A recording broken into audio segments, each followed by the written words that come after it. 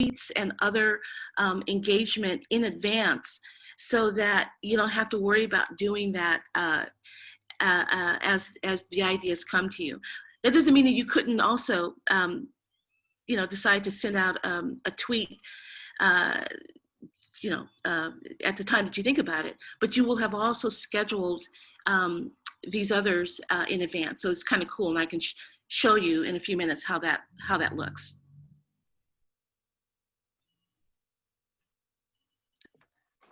Any of our other panelists want to add about branding and how branding correlates with the use of social media and programming?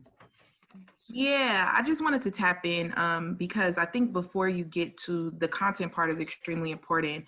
But when you start thinking about social media and branding, you need to really think about visuals and imagery in essence, what you want your page and your content to look like. And so I think it's extremely important that as you begin to post or share, that you think about the visuals of it, what that will look like, what is going to be your branding statement, so that every time you share something, an organization or your just public audience will be able to say, oh, that's Okur. I know that's Okur because they always use these colors. They always have that symbol. It's just really, really important to begin to put your stamp on to have your stamp on all of your content. So just ensuring that you think about that as you begin to build out your platforms and to grow your platforms. And that's extremely important to making sure there is that foundation there, as we mentioned earlier, so that as you then begin to share other content, you've already begun to create this space of you as a thought leader within your industry. So, Olivia, my understanding is you had some targeted campaigns and done some campaigns that were branded. Can you tell us about how you went through that process and what were the results? Yeah, so last year we ran a fundraising campaign, really just on Instagram primarily. I think maybe a little bit on Twitter, but it was mostly focused on Instagram. We created graphics for that. It was a campaign to raise $6,000 in 7 days. So we called it 6K in 7 day challenge. So it had sort of a nice tagline to it. And it was really successful. It was also a matching fund. So we made, I think, half of our goal in about like 30 minutes, which was really awesome.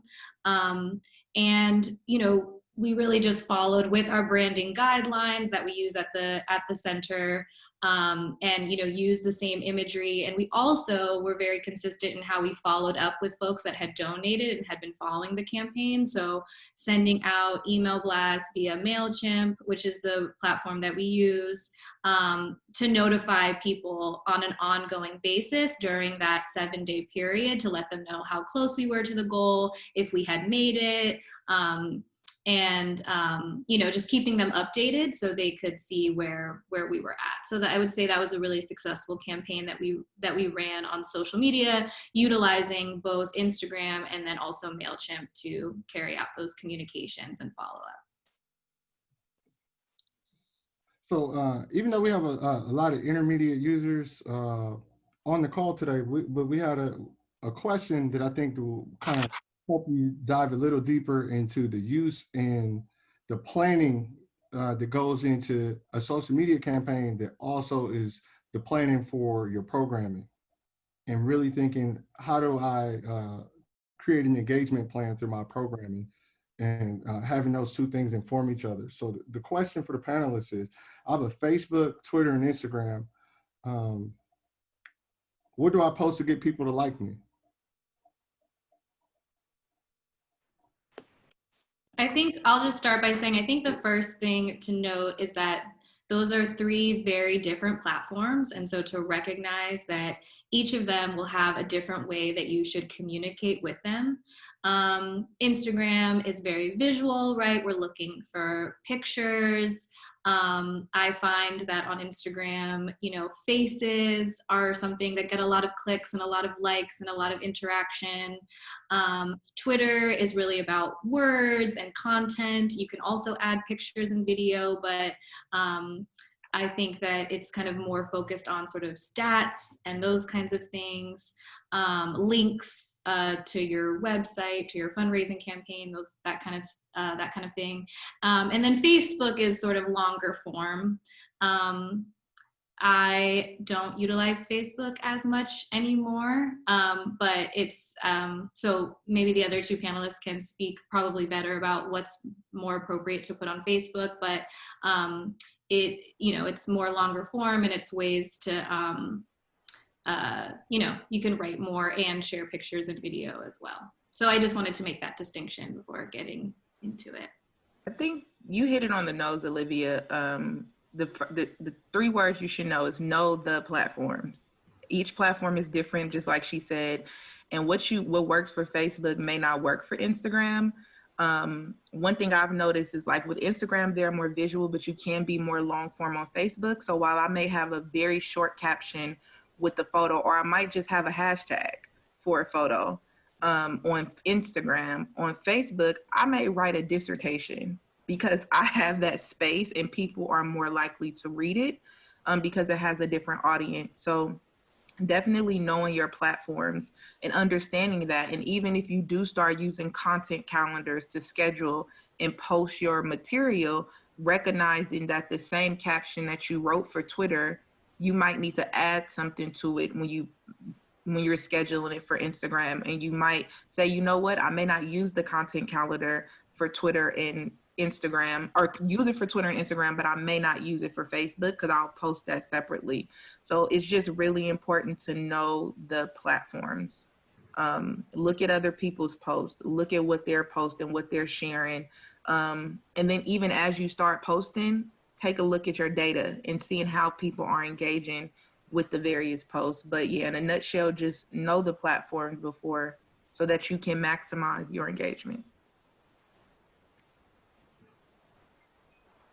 Okay, I'll add a couple of ideas as well. I think one of the things that you might want to be aware of, which you may not be, or you may be, is that Facebook tends to have a little bit of an older demographic, and whereas Instagram tends to be a little bit younger. And why is that important? It's important because if you know that you're reaching a particular demographic that is engaging on social media, the chances are very good that you're going to reach younger people a little bit better through Instagram. And you might be able to meet, and you'll be able to connect with older demographic a little bit better through Facebook. I would also say that I've worked on, from a PR standpoint, I've worked on a lot of different campaigns where we use all three of them kind of interchangeably. And I think that depending upon the scope of your campaign, you can do that. I think that when you work with all three or even four, I think that it can make for a more successful campaign depending upon what your objectives are. And then the last thing I'm going to say, we haven't mentioned at all, but I love this platform. It's probably the only, I love this platform, and that would be LinkedIn. I think LinkedIn is extremely important because if you want to become yourself as an individual, if you're an executive director or you're working in a particular area, you kind of want to be known as a thought leader. I think that LinkedIn is a great place to set yourself up as a thought leader, as someone who's very knowledgeable about your area of expertise, someone who can weigh in on a topic, someone that can provide kind of regular content through their kind of editing feature that they have. So if you haven't thought about LinkedIn, I would definitely think about that as well. And then again, remember about the demographics of these tools. So Tatiana, you talked a little bit about consistency and the consistency of posting. So how do I think through this information as I'm creating programming that's engaging to my constituent base? So, yes, consistency is of the utmost importance, which, just to link back, is about knowing the platform, which means you may not need to roll out all 5 platforms at the same time. You may just want to start on LinkedIn and then say, okay, now I'm going to move to Facebook, or I'm just going to start on Facebook and Instagram, and then I'll roll in on Twitter, because Twitter is one of those all day platforms. You need someone constantly looking at it, constantly staying engaged, because topics fly off the handle just like that. So that's the first part. But the other importance is consistency and patience. You have to be consistent. Working where I worked for the Oakland Post, and that's when the Post had very little to none of a digital presence online. We started with Facebook and Twitter. Twitter was just a lot for us to handle for the small staff, and so we built out the Facebook. And I would say within the first year, we got to about 1,500. No, I'll take that back. We got to a little over 3,000 followers on the Facebook organically. That was not doing paid advertisement. That was just consistent posting. We posted 3 times a day, usually in the morning, in the afternoon, and then later in the evening. We began to see that, while we thought maybe posting after 5 didn't work, actually we had a higher reading rate looking at the data. We posted between the hours of like 6:30 and 8. And so then using a content calendar, we would schedule those posts. And so definitely consistency. And as you start to build your audience on one platform, you then try to convert those Facebook followers to Instagram followers or to Twitter followers. So definitely just being consistent, and then just being patient, recognizing that just because you start today doesn't mean tomorrow you're going to have 3,000 people liking your post and following it, but putting everything in context, understanding there are algorithms in place on each social media platform, and usually about 1/3 of your followers will engage with your content. So if you have 30 people and you get 10 likes, that's huge, because that's 1/3 of your following that's actually engaging with your content, and you just want to build it up from there. So just start off by just keeping your expectations realistic, and then really just building up every milestone and being excited about every milestone you reach. But that starts with being consistent. So as we're designing programming, how do we fit in the time for using social media, the marketing plan? Sometimes marketing comes after we design a program, but how do we incorporate this in our program planning and use it to make engaging programming for our constituents? Lori, you want to take that? You're muted. Okay, sorry about that. One of the things that I always discuss when I'm working with clients is upfront. You want to think about all of this upfront. And I know that for organizations, sometimes you have a planning session, you're thinking about the next 6 months, you might be thinking about the next quarter, or you might be thinking about the entire calendar year. But I would suggest having an idea of what you want to achieve in your marketing plan. And once you have a general idea of what you want to achieve, you always want to build in a, excuse me, you always want to build in a social media plan. And that may sound, more loftier than maybe what you had in mind, but it's not as extensive as it may sound.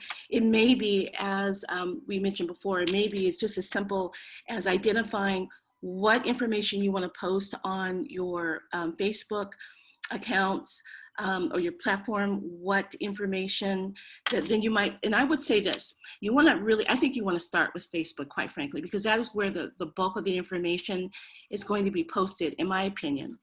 And what you would want to do is look at that information and then figure out, when you're looking at what you're posting on Facebook, what are the images that I can use from this information? What images do I have? And then incorporate that into an Instagram.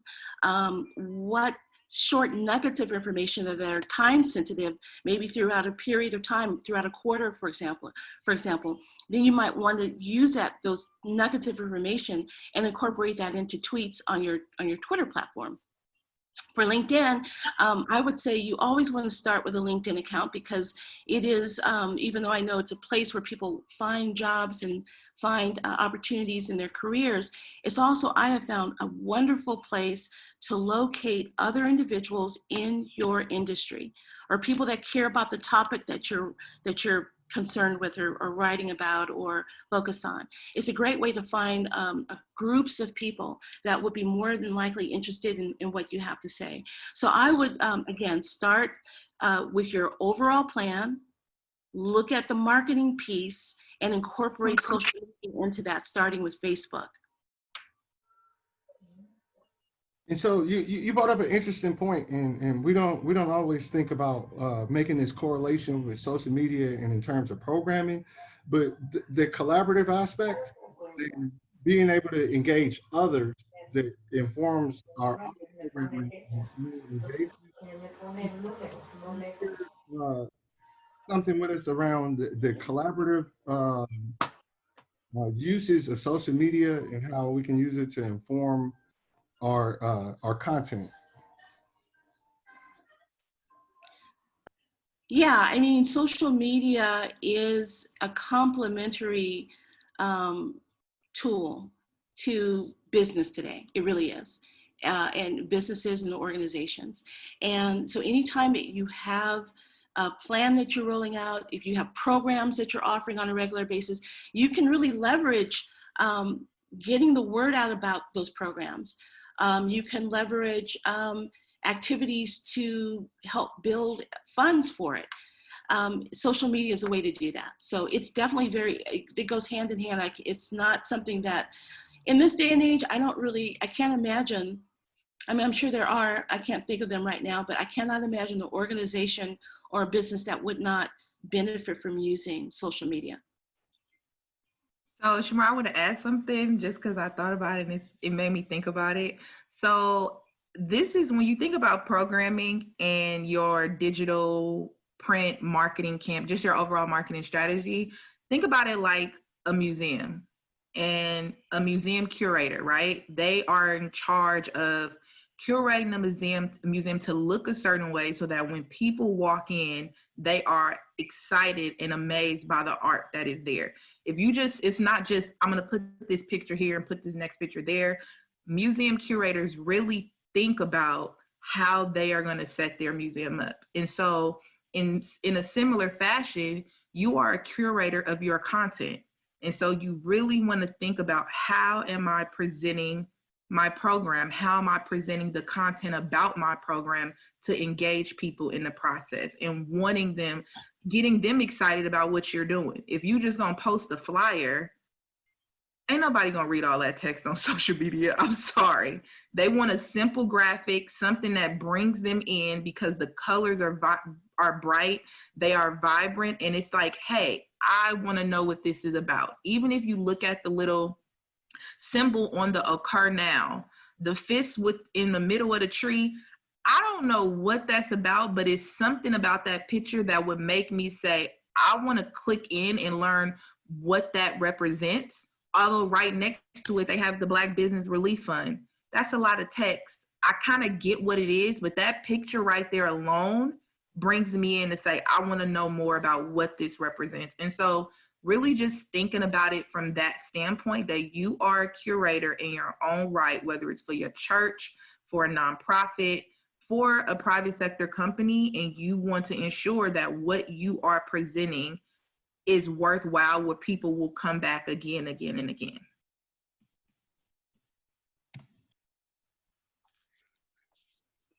Thank you. So the next question would be, how do I know if I'm really reaching my constituents? Is it am I just looking at likes? What's the indicator, and how do I track that?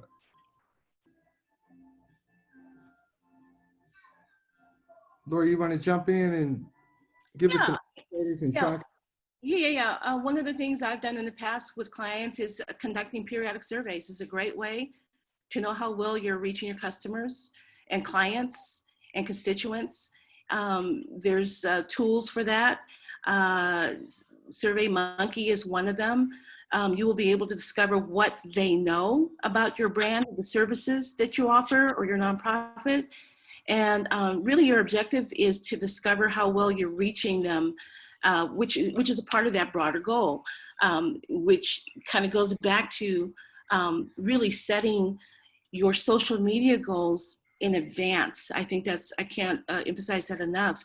Having an idea about what your goal is before you even set up or create a campaign on social media. But definitely the first thing that comes to mind is periodic surveys. I'll add to that. So a part one, I will break this down into 3 parts. So the first part is what it goes back to what we discussed in the beginning, is having that CRM program in place so that as you are sending the emails, you are able to track to see this many people opened the email. I'm working with a candidate, a candidate running for election, and we are able, through Nation Builder, we're able to see this many people opened the email. And if this is a fundraising based email, this email campaign alone brought in $4,000. And so you want to be able to track it, and you're also able to see who gave money, who responded, who forwarded. So it's really, really important if you're doing like email focused or email centric marketing and outreach to your base, you want to have that solid CRM system in place, right?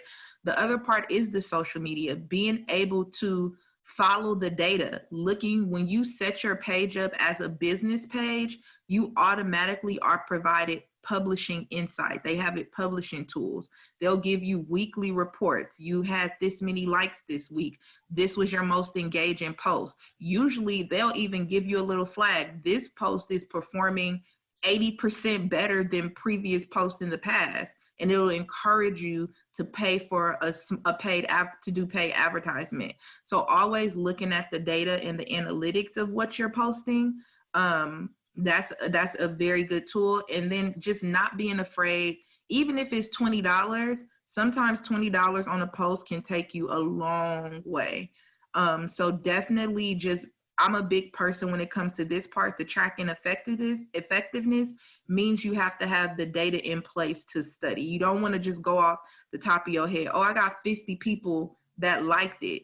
But if you look at the data, yeah, you got 50 likes, but you had 0 engagement. I mean, nobody shared it. Nobody clicked on the link. So they just saw the picture and they liked it. So data is of the utmost importance. And then finally, just not being afraid to try new things. Being innovative with how you are pushing things out so that once you look at that data, you're able to compare it. Oh, the longer form posts do better than the shorter form posts. And our video actually does way better than all the written posts as well. So then you start thinking about other ways that you may want to present your content to get more people involved and engaged. So we talk about engagement.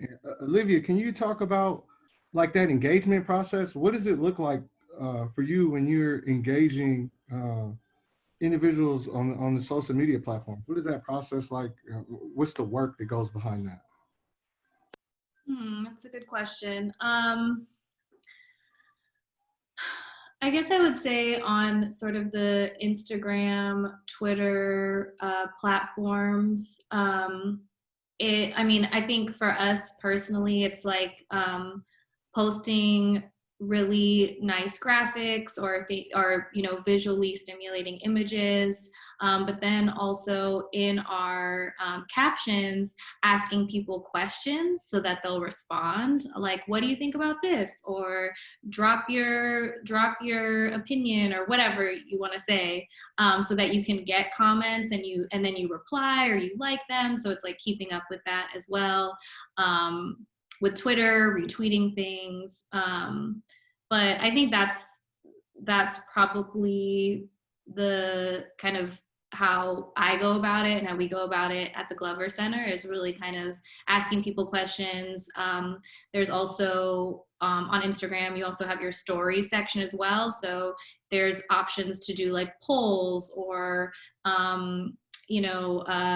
rate this. Like, do you want us to have more programming on Saturdays? Okay, Yes or no? You know. How are you? So just having engagement that way as well and seeing who's responding.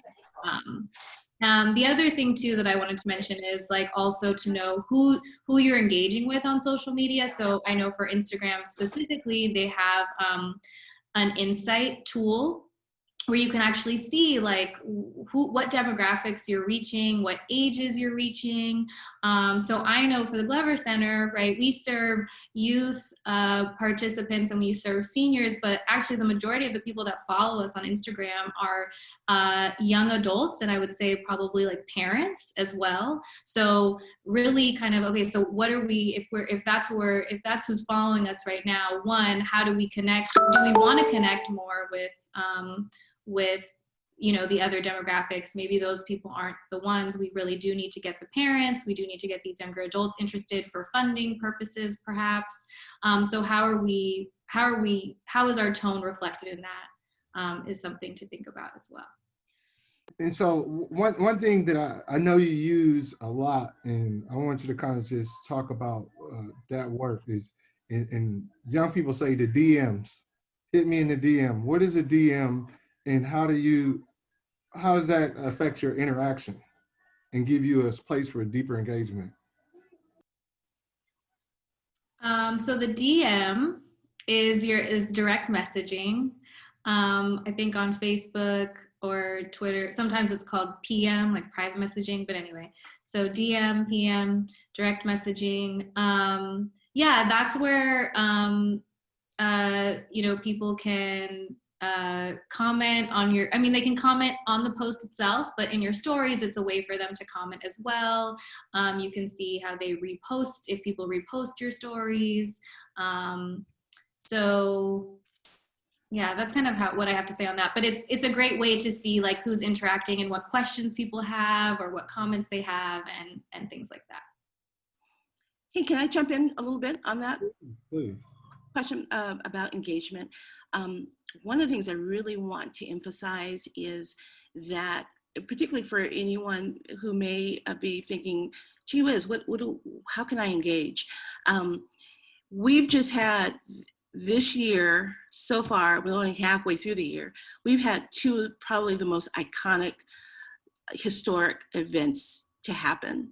And I think as organizations have an opportunity to, I'm not saying you have to necessarily get in and weigh in as you would in an editorial, but I definitely think that organizations have an opportunity to weigh in on issues of the day: COVID-19, shelter in place, the social justice issues that are happening, revolutionary in many ways.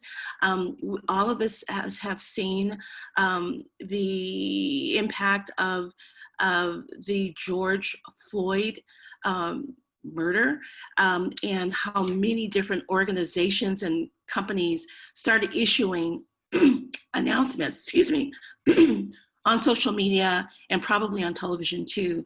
And I think that as an organization, you can be mindful of the appropriate comment or statement that you can engage and engage with those statements, or with maybe posting something on your platforms. So I just wanted to mention that it's really, really important to kind of capture the attention of people on social media by engaging them on topics that they're talking about and thinking about at the moment.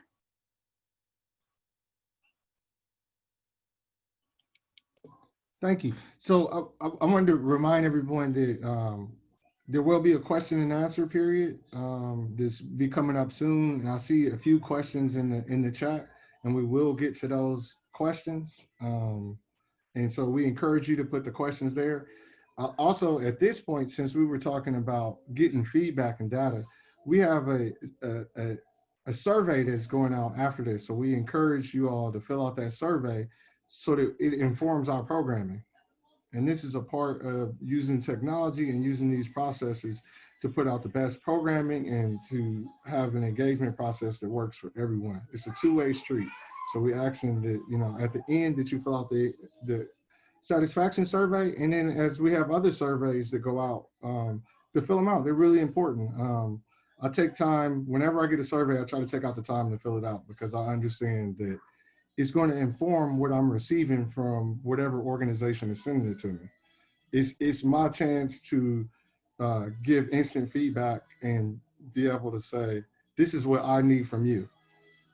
So, you know, take the time to fill out the surveys, please, and use that tool to engage your constituent bases. One thing that we didn't cover in terms of social media, that's a big piece of social media is YouTube. And so would anyone of the panelists like to cover how YouTube is incorporated in any of their processes, or how you use YouTube for engagement and as a tool for programming?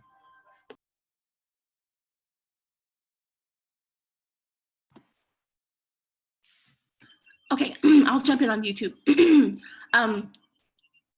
You know, I have found YouTube to be extraordinarily helpful for learning how to do something, finding steps to carry out something. I also have found it to be useful if for some reason I am wanting to kind of connect with a talking head, an individual that might have, almost like you would have a show, like a CNN program.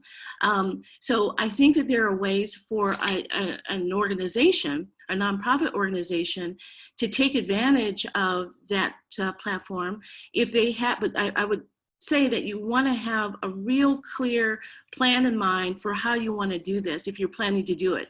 You would, it's definitely a tool or a platform that you are not shy of being on camera and being on camera regularly, kind of opening yourself up to the world essentially. But having in mind a series of programs, new content on a regular basis, and sticking to that content and sticking to that schedule on a regular basis.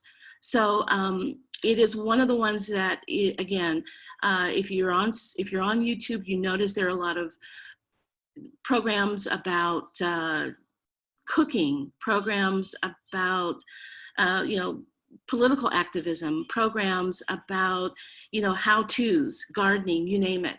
And the thing is, YouTube is incredibly effective, but with extraordinarily good planning is what I would suggest.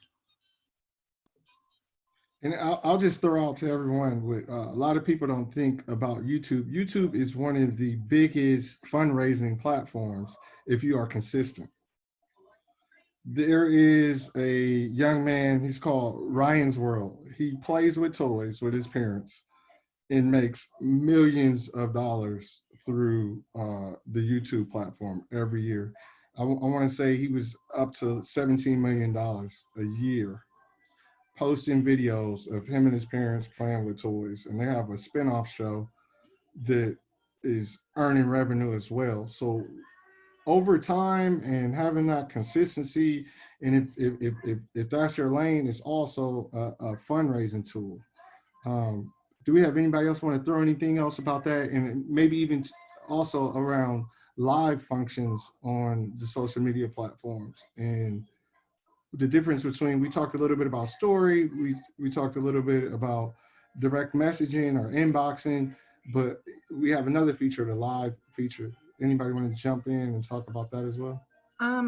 Just to piggyback off what we were saying with YouTube, I think you hit it right on the nose. It is an excellent fundraising tool, and under these current challenging times that we've been under, you've seen a lot of churches and other organizations using it as a platform to stream their services. With Zoom, it has a direct where you can stream directly to YouTube or directly to Facebook. So it's been super, super effective. Only thing that I think when I think of whether it's YouTube or it's going live, that's another part where your brand is just as important. So wanting to ensure that the background is set up that has some of your logo or some sort of branding effects connected to your company.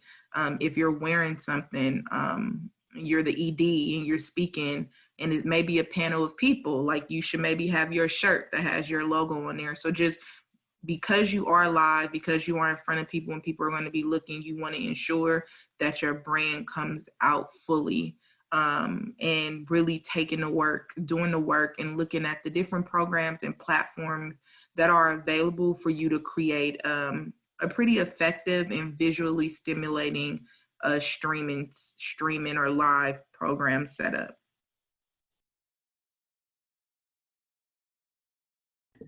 Any other additions to that? Okay, so we covered a lot of ground today, and we took, like I said, we took a social media lens, and we talked about strategic planning. We talked about goal setting. We've talked about database and tools. So now we're going to move into our question and answer, and I'm asking you to please post your questions in the chat, so we can move there. But we had one way back in the beginning. Stephen asks, I just finished cleaning out my garage and found paper records dating back from the 80s. Is there a practical, low-cost way to scan and save this history? Yeah, it's a free cost. It's a free program. If you have iPhone, they have an app, and I would assume Android has it too, where it scans directly from your phone. You take a picture of it, and then it automatically creates a PDF of the file. So I don't know the name of the program. It just literally went off the top of my head, but we use it. I've used it in the past before, and you literally just take a picture. And honestly, I believe now the way with the new update for iPhone, and I'm an Apple user, sorry to my Android people, but it has it set up now automatically in your phone where when you take a picture, it will convert it to a PDF. So that's a very, not only low cost, it's free for you to use something like that. And I would do something like that to consider if it's documents that you want to keep. Otherwise, the easy thing is if you have a scanner to just scan it. So yeah, that would be my answer there. Anyone else using any other tools? And we encourage individuals to put answers in the chat as well, because the thing about social media is interactive. Even just the internet, it was when I was growing up, the www, we knew it as the World Wide Web. It is a web. It is a place for sharing of information. And so when I went to college, I learned a wonderful term called co-intentional learning, meaning that we all learn from each other. And so, this is what the social media can bring to your programming, and helping you be effective, learning what someone else is doing and how you incorporate that into your own programming, and being able to share something that someone can use in their community. So I'm encouraging that as well, that we interact using the chat. The chat is almost our mini social media group over here. So we had another question, and I'm trying to find the exact question so that I can be able to credit the question asker. So Margaret asks, has anyone used Facebook for donations? I can give I'm gonna let the panelists give some feedback, but I had recent experience doing a Facebook fundraiser. So I've done 2 since my time being in Occur. The first was Giving Tuesday. And Giving Tuesday happens every year. It is a international phenomenon for fundraising, and it is where some organizations plan, as far as a year out, 6 months out, a plan for Giving Tuesday, because it is the #1 day for receiving donations. So Facebook will match up to a certain amount funds that you receive on Giving Tuesday. And so it's something that I encourage everyone to keep on their calendar. I can't think of the date off the top of my head, but once you type in Giving Tuesday, you'll see it. And there are a number of um, platforms that will help you, even some free platforms that will help you guide you through a Giving Tuesday process and be able to help you with your Giving Tuesday plan. So, and most recently, um, we launched a Black Business Relief Fund, and so we were doing it as an organization. So I said, let me pop it on my personal Facebook and see what happens. And I didn't. I put it on for 1,500. I didn't. I said, okay, let's just put it up for 1,500 and see what happens. In 30 minutes, I had that 1,500 without even sharing the the fundraiser. I didn't share it out on my wall or anything. People can see that you started a fundraiser without you even posting it up. It's best to post it up and share it out so that you get a larger number of people that see it. But I just posted it up and I had to raise it. I rose it up to $2,000. And then someone just matched it since it was at 1,500 and gave another $500 and put us at $2,000. I said, well, let me jump it up again. And so it's very quick and easy, and it doesn't take a lot of work to do it. You click on the left side panels, fundraisers, and then you can go in and start a fundraiser, and using some kind of graphic or image and some kind of tagline, byline. I guess Tatiana Lori can jump in and talk about like what does that kind of content look like? How do you have an effective campaign on fundraiser on Facebook? Yeah, well, crowdfunding is one of the sources that, and when I say crowdfunding, I'm referring to platforms like GoFundMe, and there's other ones like that. So with the specific question about Facebook, what my personal experience working with clients that are involved in campaigns that involve fundraising, what we have done, we have used Facebook to describe the initiative or whatever the program is, or what the fund is, and then used GoFundMe, that GoFundMe platform or a similar crowdfunding platform to kind of elaborate on that, and been using that kind of in complementary to each other. That's been my experience. I would say that I've used it for a board I sit on. We use it for Giving Tuesday as well. And then for personal, when I'm raising, whether I was running a half marathon and wanted to raise money for an organization, and the way they have it set up is if you connect it, if you're raising money specifically for an organization, then the money will go directly to that organization, so you don't have to touch it. And I saw some questions about like receiving the money. As long as your paperwork and all that information is in place, the money came in no time and it was easy. I will say what I've seen was the most effective with Facebook donations and just Facebook fundraisers. It starts with your audience, and what we were talking about initially, like building that audience so that you have a group that you're working with, and just building your own personal relevance. There are many times I may see the organization like, oh, okay, they're doing this, that's awesome. But if I then see that the executive director or somebody I know that's connected to that organization then shares it, then I'm more likely to give to the fund, because that's somebody, oh, I respect the work they're doing. Let me go in here and donate $25 or $50. And so I think it's really, really important that as we talk about building out the organizational brand, that your leaders of your organization are building their digital brand as well, because that plays a big part when you are doing these sort of fundraisers. So yes, they work. Yes, you can make some money really fast with this sort of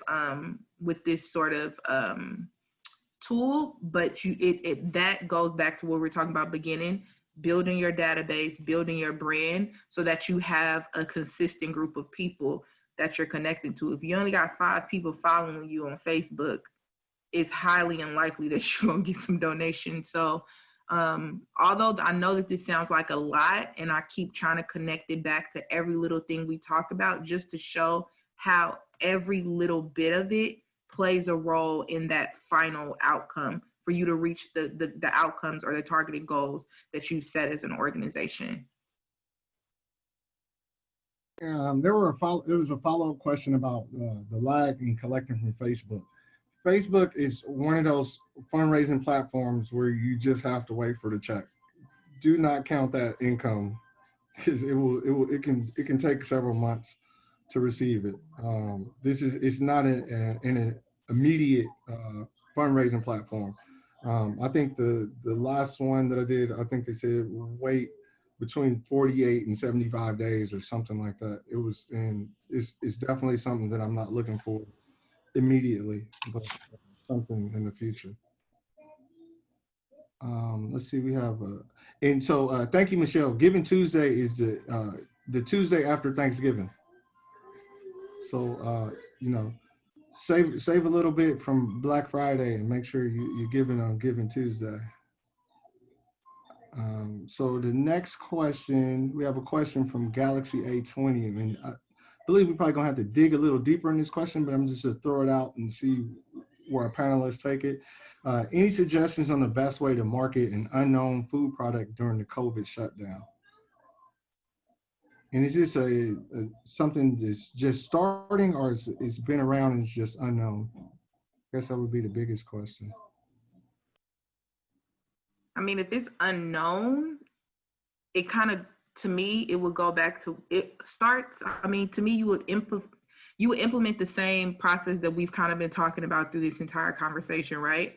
Like, you have to start with a plan. Like, what is the intention? What is your goal? Who do you think the general demographics that this product is going to connect to? And then I would also say, given COVID and everything that's going on, understanding people's sensitivity to things, packaging, cleanliness, things of that nature has to be elevated even more. You know, now when you see restaurants or caterers, they're saying, you know, we all are wearing masks. We wash our hands multiple times. The meat is being securely packaged here.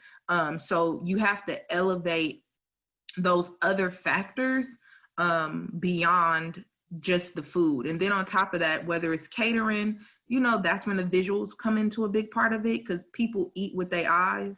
I know I do. I'm a foodie. So if it looks good, then I'm going to want to buy it. So I think it's just kind of bringing in everything that we've discussed, with really just one, ensuring that you are elevating cleanliness and hygiene during this time, and then just making sure the overall presentation of the product is compelling and engaging, and then ensuring that you have whether you're building a base on social media or you have a base that you're starting off with, you know, starting to engage with them and kind of building the awareness around it.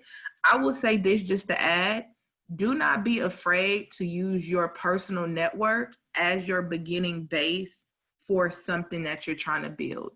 So when I'm creating a business page for my job, what did I do? I sent invites to like the page to my 2,000 followers or friends on Facebook, because that's going to be the base of my page for my business. And so just not being afraid to do those little things as you're starting up to build up that awareness about.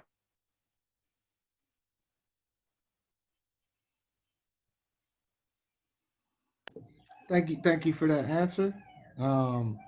Definitely I definitely eat with my eyes. So thank you for that one. It looks like Mary Coon says, we want to live stream some informational clinics. We should do in person. We're required to collect a lot of demographics about funders, including gender, language spoken, national origin, etc. Beyond what Facebook collects, do you have recommendations on collecting data when using live stream tools? Thank you.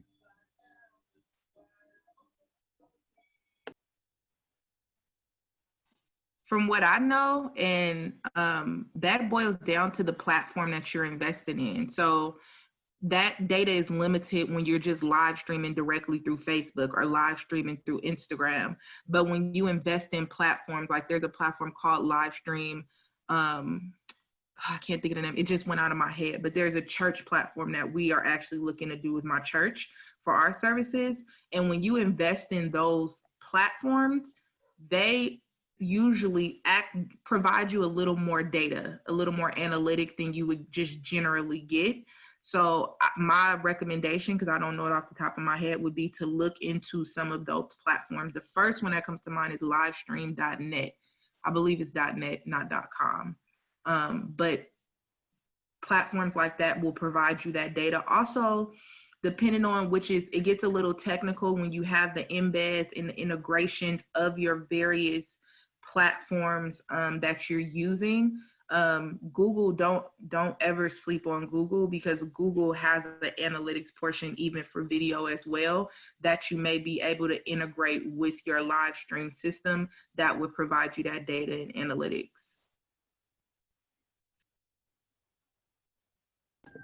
Lori or Olivia want to add anything with that?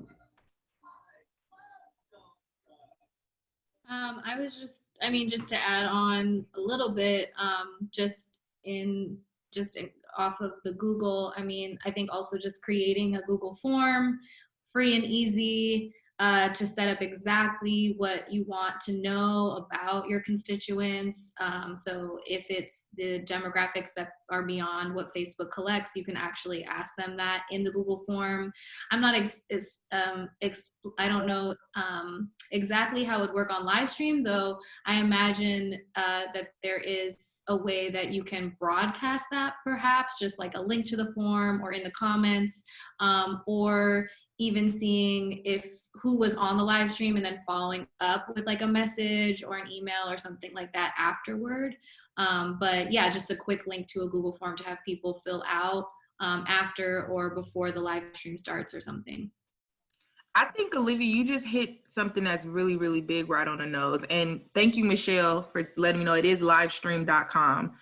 You can look in there and they provide the analytics for the live stream. But Olivia hit a good thing. If people are registering to attend your live stream, or you're trying to get people to try to build up, we have 400 people that have RSVP'd, and you have a Google form in place ahead of time, then at least for that first stream, you can say, based on the data we collected, this is the demographics of the people that engaged with our live stream. So that is a really good tool, although it may not be as targeted because you're not sure if everybody that RSVP attends.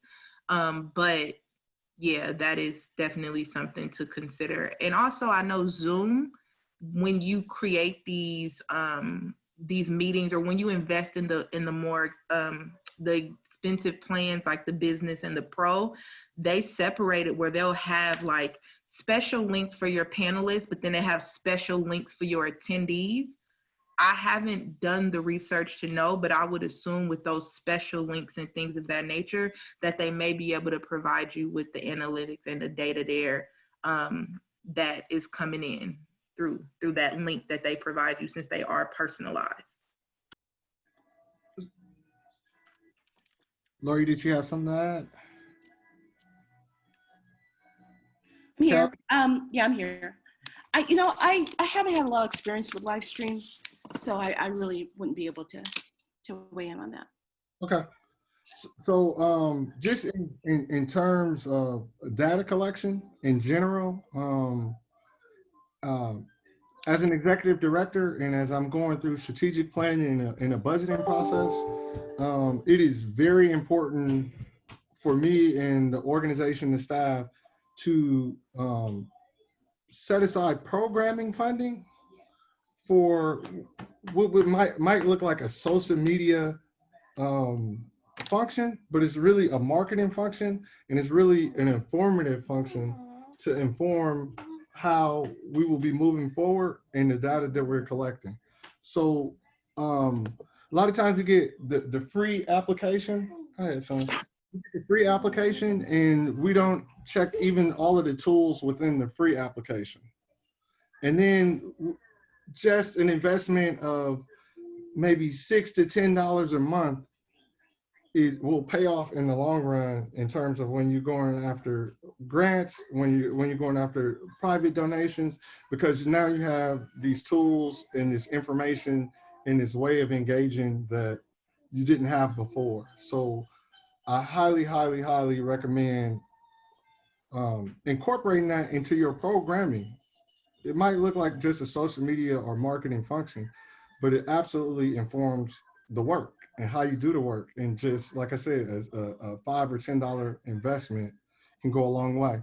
On the Model Built on Faith website, we have a guide that we have there that has links to the apps and the software that we're speaking of here. And on that, we have a link to TechSoup. TechSoup is where you can receive free or discounted software. And coming into the organization, we changed our email platform, which has a lot to do with our functionality and speed of functioning that goes into our programming. Everything should feed into that programming and being more efficient and being able to deliver and engage into a product. And so on TechSoup, we found for nonprofits accounts for Outlook. And we got a license for 25 Outlook accounts. And beyond that, we're even looking at, are there any paid additions to that that will help us with our workflow and help us put out a better product and help us engage better. So, just for everyone, as you're thinking through your processes, I encourage that looking into the tools, clicking on everything on the tools. Me and the staff member preparing for this, we went through Zoom yesterday and found a number of tools that I've never heard of before, and that were useful. We didn't know that you can. Thank you, Michelle. Michelle over at the San Francisco Foundation said, yeah, you can do polls with meetings. Never seen it done. It's something that we went in and we did, and it's something that we can be able to collect data and interact in a different kind of way. And so I implore everyone to kind of go through and check this out. I'm gonna see if we have any more questions, and we're gonna add that livestream.com to the mix. Yes, sir. And we have Ring Central that was brought up in the chat. It's a platform that has been acquired by Zoom and gives organizations access to phone and online streaming for the same price. So, we want to check that out. The Model Built on Faith link is in the chat. And I know Lori wanted to show us a tool that she's using, Hootsuite. So I want to make sure that we have some interactive things here. So are you prepared to show us that one now? Yeah, I'll show it to you. And I also want to mention that there is a free 30-day trial that Hootsuite is offering, which I think is something to take advantage of, because if you're not familiar with it, it's a great way to set up your posts. Let's say for Twitter, you can set up your Twitter tweets in advance, schedule them out. You just carve out maybe 30 minutes or hour, whatever, maybe on a Monday or Sunday afternoon, and set up your tweets for the upcoming week or so. So I'll just show you what I put together here quickly. Give me a second.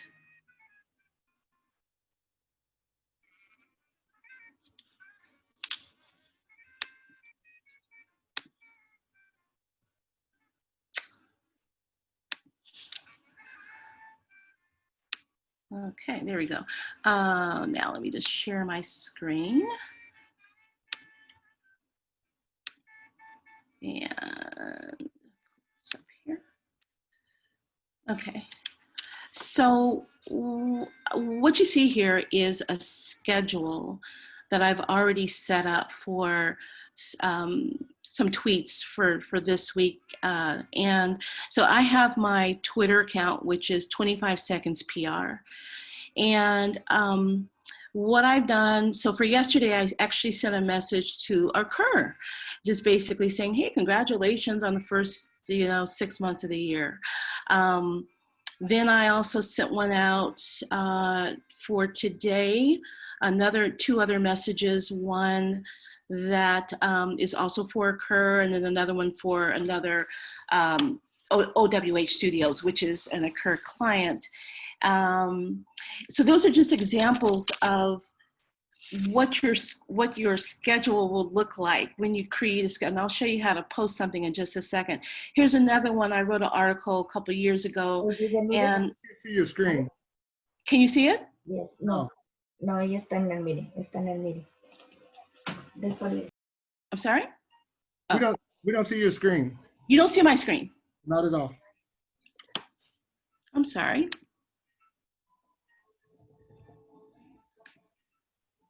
Let's see here. Let me go back.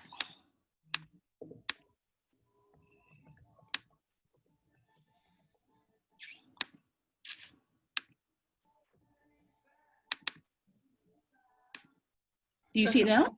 The host may have to give her permission to share her screen. That may be what the holdup is.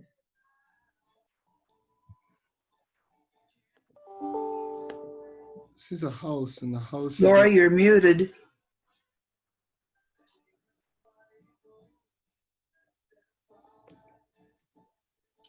Can you hear me? We can hear you. Joelle, can you get us make sure the hosts can share the screens, please?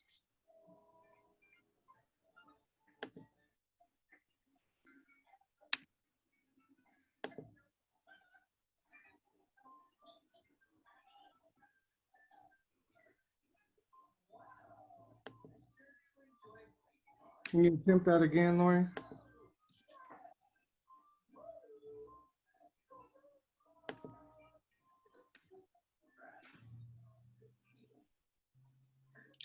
Do you see anything now? I've been sharing. I'm in the share mode. Let's see. Let me try it one more time.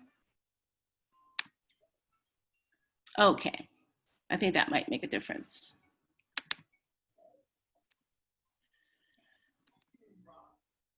Do you see my screen? Yes. Okay, sorry about that. Okay, so this is my Twitter page. And here is a tweet that I sent out to Occur using the Occur Twitter account. Now, if you want to schedule your, I'm just going to give you an example for Twitter. If you want to set up your Twitter, your tweets in advance, since we know that Twitter requires a lot of activity, it requires a lot of tweets to engage correctly or to engage in a way that's going to lend to getting followers, etc. So what I would suggest is if you want to use a tool that'll help you kind of save some time. Here. What I suggest is using Hootsuite.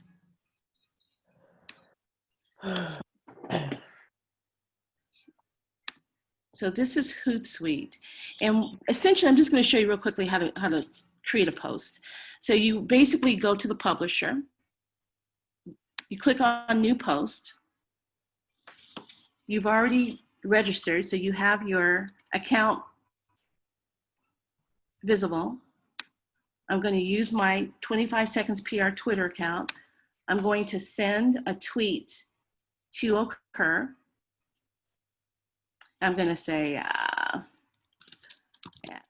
When you're typing, this is the handle that we talked about earlier. When you're typing in the handle, it'll pop up. And I've selected it, and I'm going to just send a text that says, "Great workshop."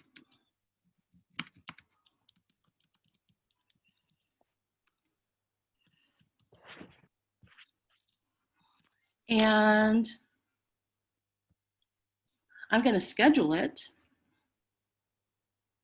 Move this around here. I can schedule it by clicking where it says schedule for later. I'm going to schedule it for today. I'm going to schedule it for 11 o'clock this morning, which is about a half hour away. And click done. And then if you look at my schedule, you'll see that it's listed down here, 11 o'clock, occur, great workshop. It'll go out right at 11 o'clock. And then what you're also looking at here are other scheduled tweets. This is one that I sent out yesterday to occur. This is one I sent out earlier this morning. One that I sent to another nonprofit. Here's one that I have scheduled to go out tomorrow. And this is an example of one that I've actually included a link to an article that I wrote. So it just says, hey, I wrote this article a few years ago, but the tips are more relevant than ever today. And I've added that, the articles there, the links there, the pictures there. So those will all get distributed at the times that I've indicated. So this is just one of the tools that I think is really handy. It's offering a 30-day trial. You could play around with it.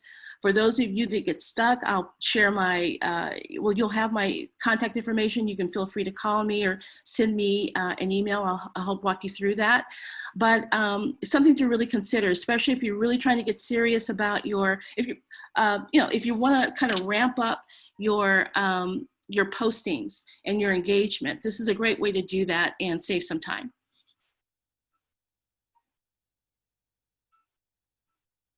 Were there any questions?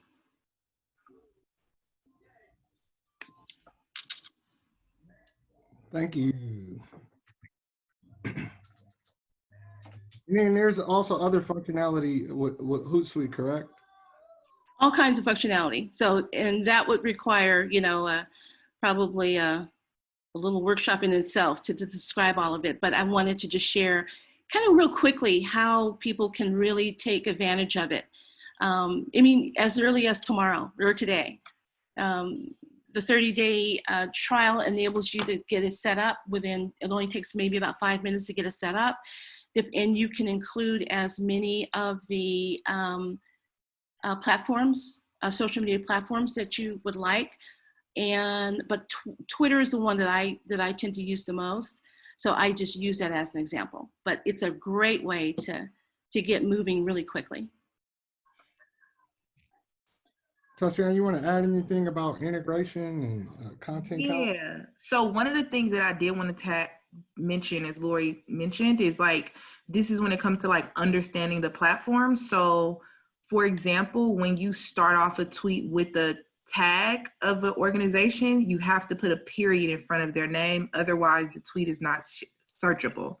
And then the organization actually doesn't get tagged. But those are just like little things that you have to, like, you just learn as you go. And so that was just something I wanted to flag. Also wanted to flag the importance of hashtags. When you are tweeting and sharing on any platform, although Facebook, not as much, I mean, you can, but it looks dinky in Facebook platforms to me, but especially Instagram and Twitter, not afraid to use relevant hashtags. Hashtag occur now, hashtag Oakland, hashtag community outreach, because then that means people that follow those hashtags, they will see your tweet and or post, and they may start to engage with you just off that hashtag alone because they follow that set hashtag.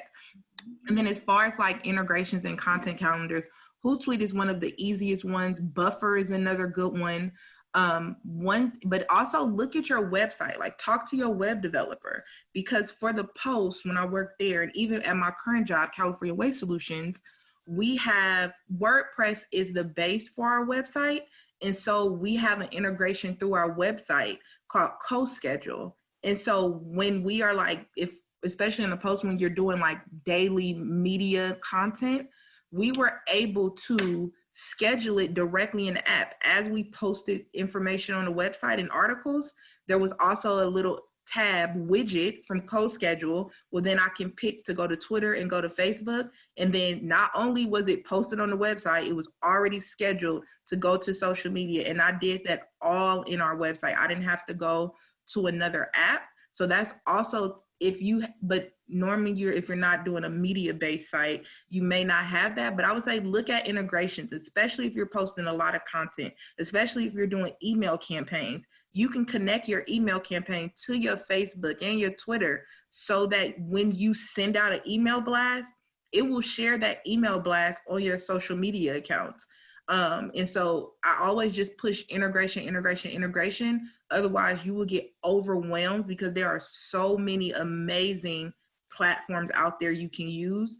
But if you get boggled down in 12 platforms, then it doesn't become as effective and succinct. So definitely look into that as you are looking at your platforms. Look with your web developer if you have one. If you don't, look into getting a web developer so that you can help make your job as efficient and as easy as possible. Thank you for that. Or do we have any more questions? Please post them in the chat if we have any more questions.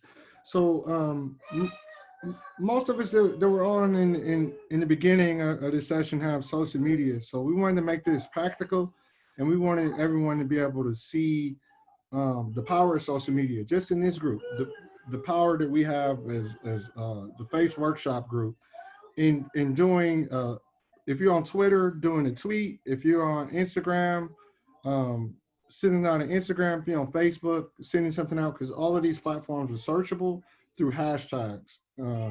If you grew up like me with the rotary phone, and then that was the pound sign.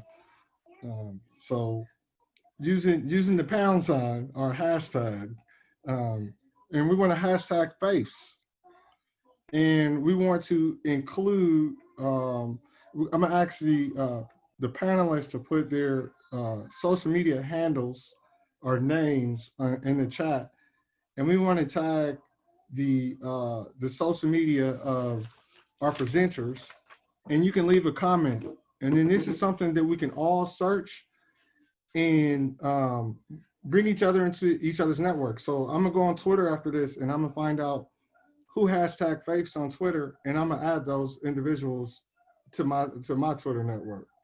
And this is something that we can do now to be able to share in a different way. So we have them going up now in the Instagram. So please log on to, if you already not logged on to your social media. And then I'm going to put occurs as well as the San Francisco Foundation's social media information so that we can send out a tweet and we can see that interaction immediately.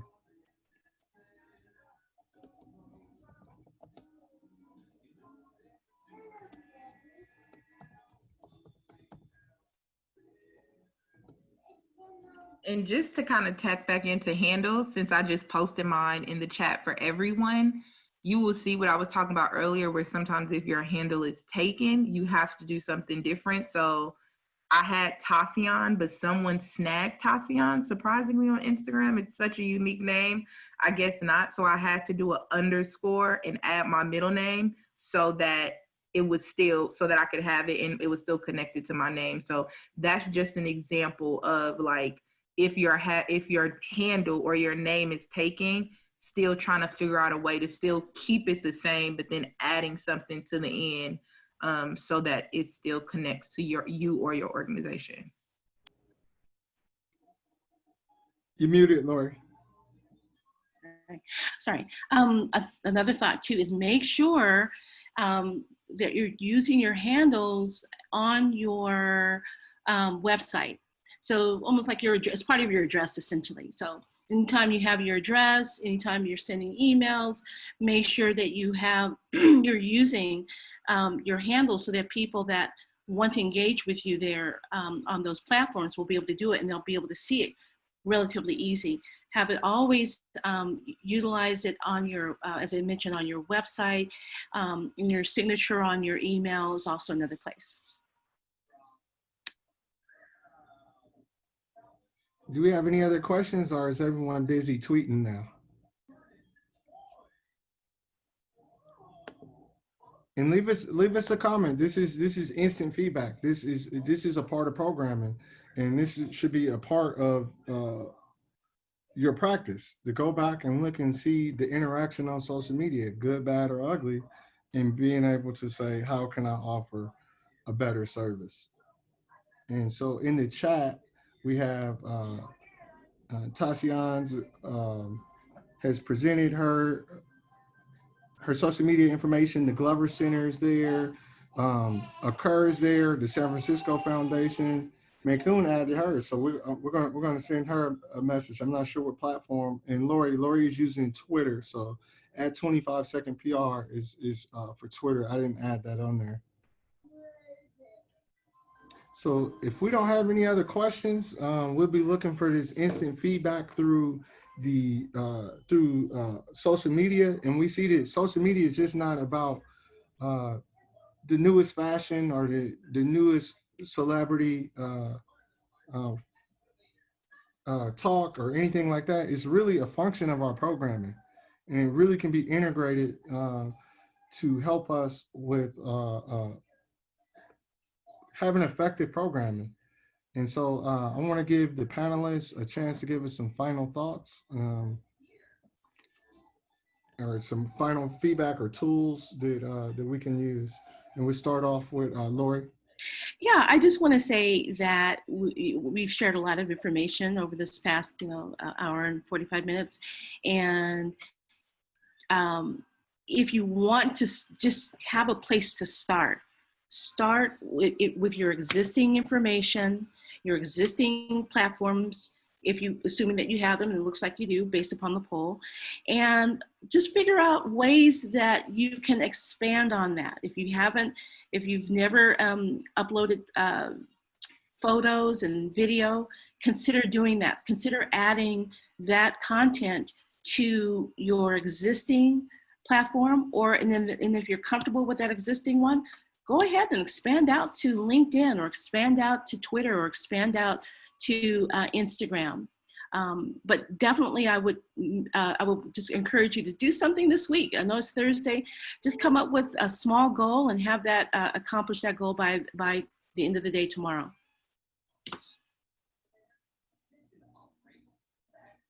Tasia. I think my only reminder or to reemphasize is just patience. Give yourself patience during this process. Give yourself grace during this process, because it is a process. And some days, some months, you're going to make amazing progress. And then there's going to be a time where you feel like you hit a plateau and it seems stagnant. So just really give yourself patience and grace. And then finally, a question I like to ask during this process is WWDH. We usually know WWJD, but I say WWDH, which says what we doing here. It's not grammatically correct, but I look at everything like that. When I'm working on social media or anything, what am I doing here at this moment? And if I can't answer that question for myself, then that means the people that I'm trying to connect with will not be able to answer that question as well. So definitely think about that. Stay connected. You have my social media handles. Pretty simple. My name is long, but my full name, tasian.kwamaleli@gmail.com. And I'm happy to answer any additional questions that organizations may have. Olivia? Thank you. Echoing everything that Lori and Tassian just said, I think, we know one thing to do is if you're already on social media but have potentially different handles across the board, maybe kind of tightening those up, or like Tassian said, like looking for ones that you can be recognized across platforms. That's something that I had to do in the Glover Center. We had like a million different ones. All of our names were different. So I had to just like find the handle that worked. And I landed on the Glover Center because that's what people call us and refer to us and know us as out in the world. I would also say to, even if you want to start maybe with just one platform, making like a little spreadsheet and starting very small. So like if you're not posting very often at all, maybe you're committing to maybe posting one day a week. And so you're picking a day, you're picking the post, and you're putting it in your spreadsheet and saying what that post is going to be. You can like put the copy in there. Or maybe it's now you're going to commit to doing 3 times a week before you start doing and ramping up to like 3 times a day. Yeah, I think that social media can get really, it can get overwhelming sometimes, especially in the time where we're in now. And so just, I think, as Tassian said, just be patient with yourself and give yourself time. to kind of flow into it. And if you have the funding, get someone to run your social media for you. Yes. It can get really crazy and overwhelming sometimes, because it is, like Tatiana said earlier, all of these different platforms, you need to have sort of a different voice or a different way to interact with them. And so finding someone who can do all of it and run it completely is great. So yeah, those are my suggestions, but just starting small and ramping your way up. Shamari, I had a quick thing that I wanted to show. So shout out to Catholic Charities of the East Bay. You could tell they were listening because they added like the periods in front of the names of the tags. But I wanted to flag something. The only time you add a period in front of a handle is if you're starting off your sentence with the handle. So if she was saying at O'Carnell first, the first handle is the only one that you would add a period in front of. Although it doesn't stop it from being found even in your text, but just so you know going forward, if you were starting off your thing where you were saying at O'Carnell Great Workshop, it would be period at O'Carnell Great Workshop. But Great Workshop on Technology and Nonprofits, you can just tag all of the organizations without the period. But great job for engaging. Shout out to my tag. I retweeted it. So I was going to say one more thing. One little tip. You know, when you're putting these social media programs together, why not bring in someone that is a student, someone that's a high school student, maybe someone that's part of your organization. It'd be a great opportunity for them and a great way for you to get a lot of work done really quickly in all this imagination that young people have. So that's just my last tip. So I have one more question for all the panelists. When I do intake, I do it on forms. I lock it in the back office in a locked file cabinet. Is technology and social media secure? And what are some steps to make sure that I am secure?